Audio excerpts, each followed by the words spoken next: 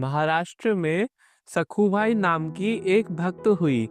महाराष्ट्र में कई सारे बड़े बड़े भक्त हुए, सखूबाई, जनाबाई, नामदेव जी।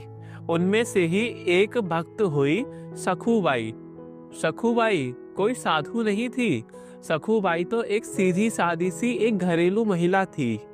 आज हम उनका स्मरण क्यों कर रहे हैं? क्योंकि शायद अनन्यता और दीनता का उनसे बड़ा उदाहरण नहीं होगा। सखूबाई महाराष्ट्र के कन्हाड़ गांव में रहती थी, जो कि कृष्ण नदी के किनारे था। सखूबाई विट्ठल भगवान की बहुत बड़ी भक्त थी। विट्ठल भगवान तो मानो उसकी सांसों में बसते थे। विट्ठल भगवान यानी पंढरीनाथ, पंढरपुर के भगवान। बंधुओं, जब भगवान भक्ति देते हैं तो उस भक्ति की परीक्षा की व्यवस्था पहले से ही कर देते हैं। जितनी ज्यादा भक्ति उतनी बड़ी परीक्षा। जिस प्रकार एक विद्यार्थी को जितनी बड़ी डिग्री चाहिए होती है, उसको उतनी ही कठिन परीक्षा देनी पड़ती है। इसी प्रकार कोई भी भक्त जितनी ज्यादा भक्ति करता है, उससे होने वाली परीक्षा की व्यवस्था भगवान उतनी ही बड़ी कर देते हैं। ये जो भक्त थी सखूबाई, एकदम घरेलू महिला, पर भगवान विट्ठल की बहुत बड़ी भक्त। विट्ठल भगवान तो मानो उसकी सांसों में बसते थे। पर सखूबाई भगवान विट्ठल की जितनी बड़ी भक्त, उसके ससुराल वाले उतने ही दुष्ट थे। सखूबाई के घर में कुल 4 लोग रहते थे। सखूबाई, उसका पति और उसके सास ससुर। सखूबाई के ससुराल वाले उसे कितना कष्ट देते थे, ये सुनकर आपको अपने कानों पर यकीन नहीं होगा। सखूबाई को सारा दिन डंडा, लात, घूसे, मार पिटाई, इसके अलावा और कुछ नहीं मिलता था। इतना कष्ट कि पूछो मत। सखूबाई की सास उसे जब तक दिन में 10-20 गाली न सुना दे, उस पे थप्पड़ या कोई प्रहार न कर दे, तब तक उसकी रोटी ही नहीं पचती थी। सखूबाई यदि अपने पति से शिकायत करती तो उसका पति भी उसे 10-20 थप्पड़ मारता। सखूबाई घर का सारा काम करती और रात को जब सबका झूठा भोजन खाने के लिए बैठती, तो जैसे एक माँ अपने बच्चे को लोरी सुनाती है, वैसे उसकी सास उसे गाली सुनाती थी। पर इतना सब होने पर भी धन्य है सखूबाई कि न तो कभी विट्ठल भगवान के सामने रोई और न कभी शिकायत करी। सखूबाई हमेशा यह सोचती थी कि उसके साथ जो कुछ भी हो रहा है, ये सब उसके पुराने जन्मों का ही परिणाम है।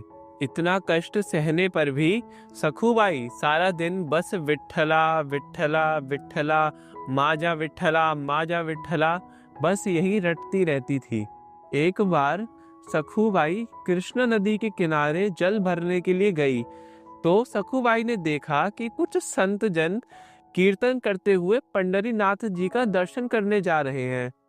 सखूबाई ने कभी भी पंढरीनाथ का दर्शन नहीं किया था, तो सखूबाई ने उन संतों को प्रणाम किया और पूछा कि आप लोग कहाँ जा रहे हो? तो संतजन बोले कि हम भगवान पंढरीनाथ जी का दर्शन करने जा रहे हैं। तो सखूबाई के मन में आया, क्यों ना मैं भी इनके साथ चली जाऊं। तो सखूबाई भी उन संतों के साथ चल पड़ी। आजकल पता नहीं क्यों संसारी लोगों की सारी नजर भक्तों के ऊपर ही रहती है। जैसे ही सखूबाई पंढरीनाथ जी का दर्शन करने गई, तब गांव के कुछ दुष्ट लोगों ने सखूबाई के घर पर शिकायत कर दी कि सखूबाई कीर्तन करती हुई पंढरीनाथ जी का दर्शन करने जा रही है।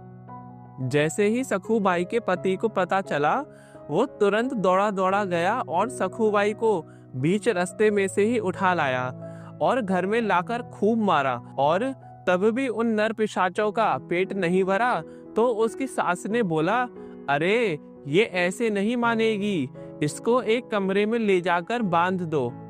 तब सखूबाई को एक कमरे में ले जाकर एक खंभे से बांध दिया। अब न तो कोई उसे भोजन देता था और न कोई भी उसे पानी के लिए पूछता था। अब सखूबाई विट्ठल भगवान को पुकार रही है, हे विट्ठला, हे पांडुरंगा, मैंने कितने पाप किए हैं।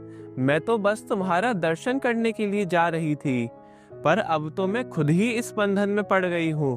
हे विठ्ठला, हे पांडुरंगा, आखिर मैं करूँ तो करूँ क्या। और सखूबाई विठ्ठल भगवान को पुकारने लगी, हे विठ्ठला विठ्ठला पांडुरंगा विठ्ठला, विठ्ठला विठ्ठला पांडुरंगा विठ्ठला। जब सखूबाई ने सच्चे हृदय से विठ्ठल भगवान को पुकारा, तब ये आवाज विठ्ठल भगवान के कानों तक पहुंची। रुक्मणी जी ने विठ्ठल भगवान से पूछा, भगवान, आज आप इतने उदास क्यों हो। मुझे पता है आप जब भी उदास होते हो किसी भक्त के लिए ही होते हो।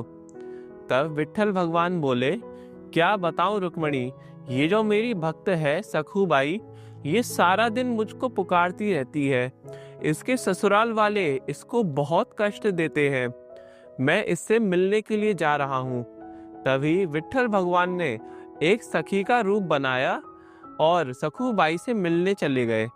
भगवान खिड़की से झांककर बोलते हैं, अरे सखूबाई, अरे सखी। सखूबाई बोलती है, कौन। भगवान बोलते हैं, अरे मेरे को नहीं पहचानती, मैं रोज मिलती हूँ तेरे से कृष्णा नदी पर। अरे सखी, यहाँ क्यों बंधी हुई है। सखूबाई को पहली बार किसी ने इतने प्रेम से पुकारा था। सखूबाई बोलती है, अरे क्या बताऊं सखी, मेरे पति और मेरे ससुराल वालों ने मुझे यहाँ लाकर बांध दिया है, क्योंकि मैं भगवान पंडरीनाथ जी का दर्शन करने जा रही थी। अच्छा, ऐसी बात है। हाँ। भगवान बोले, सखू तू चली जा, तेरी जगह पर मैं बंध जाऊंगी। एक बार जिसको मैं छुड़ा लेती हूँ ना, फिर उसे कभी कोई नहीं पकड़ पाता। ऐसा कहकर भगवान ने सखूबाई की रस्सी खोल दी और सखूबाई का भेष बनाकर खुद वहां पर बंध गए और सखूबाई को कीर्तन मंडली के साथ भेज दिया। अब सखूबाई तो चली गई कीर्तन मंडली के साथ पंडरीनाथ जी का दर्शन करने, और यहाँ भगवान सखूबाई की जगह पर बंधे रोज मार खाने लगे। एक बार तो सखूबाई के पति के मन में भी दया आ गई और रात को अकेले में जाकर उसने सखूबाई से बोला, चल मैं तेरी रस्सी खोल देता हूँ, पर अब भागेगी तो नहीं। नहीं, अब नहीं भागूंगी। ठीक है। तो तभी सखूबाई के पति ने उसकी रस्सी खोल दी और जैसे ही सखूबाई का हाथ पकड़ा तो वो तो भगवान थे। तभी हाथ पकड़ते ही सखूबाई के पति की मति परिवर्तित होने लगी। अब पति भगवान को अपने कमरे में ले आया और जैसे सखूबाई अपने पति के रोज पैर दबाती थी, वैसे ही भगवान उसके पति के पैर दबाने लगे। अगले दिन सखूबाई की सास ने बोला, जाकर रसोई में से भोजन बना के ला।